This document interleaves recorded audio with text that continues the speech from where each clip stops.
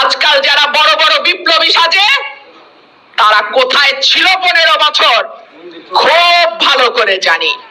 রাতের অন্ধকারে কার দলের সাথে কার দলের ব্যবসা হয়েছে, কোথায় কোন লেনদেন হয়েছে, কে শান্তি মতো কাজ করে এলাকায় ঘুমাইতে পারছে, কে আওয়ামী লীগের নেতাদের সঙ্গে হাত মিলায়া রাজনীতি করছে। এরকম শেখ হাসিনা সরকারের সময় হয়েছিল, তখন মনে রাখবেন আপনারাই কিন্তু সেই স্বৈরাচারকে বরণ করে নিয়ে আসবেন।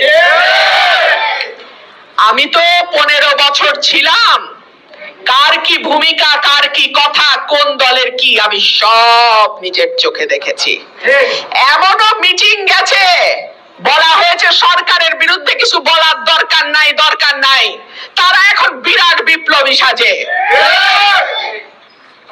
শোনেন, ক্ষমতার চোখে চোখ রাখার সাহস খুব কম মানুষের হয়, বেশিরভাগই হলো ইন্দুরের মতো, ক্ষমতা যেই দিকে তেনারাম সেই দিকে। সব দেখা হয়েছে 15 বছর।